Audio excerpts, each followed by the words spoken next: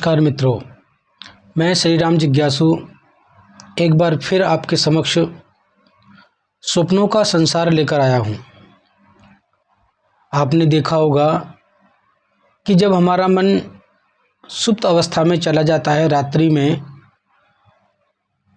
तो हम गहरी नींद में चले जाते हैं।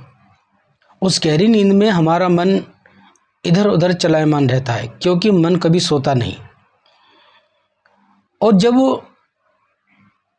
मन इधर उधर जाता है तो उन विचारों का कोई फल हमें प्रत्यक्ष देखने को, कभी सांकेतिक रूप में तो कभी प्रत्यक्ष देखने को प्राप्त होता है। ऐसे ही हम लोग ये भी जानना चाहते हैं कि मैंने कोई स्वप्न देखा तो उसका क्या फल होना चाहिए। तो इनके अलग अलग रूप, अलग अलग विचार हैं। किसने क्या सपना देखा, उसका क्या फल होगा, इस पर हम चर्चा करेंगे और लगातार ऐसी अनेक वीडियो आप तक जाती रहेंगी।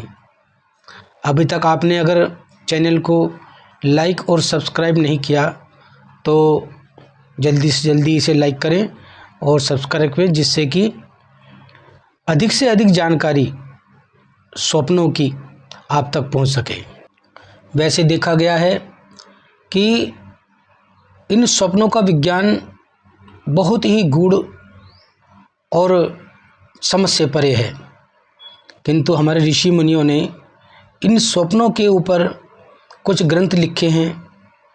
हम सारे ग्रंथ तो पढ़ नहीं सकते, लेकिन कुछ चीज़ों को समझकर हम उनका अनुसरण कर सकते हैं।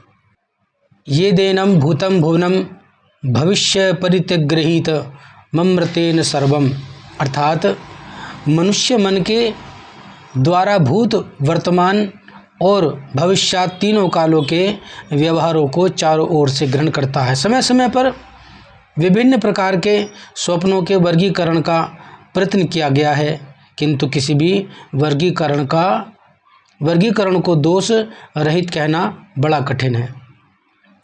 अब समझ लीजिए, त्याग क्या है। स्वप्न में हम कुछ त्याग देखते हैं तो उसका क्या फल प्राप्त होता है। जैसे पति पत्नी आपस में स्वप्न में झगड़ रहे हैं और पत्नी ने पति को त्याग दिया या पति ने पत्नी को त्याग दिया, तो ये समझना चाहिए कि वह दोनों एक दूसरे से बहुत प्रेम करते हैं।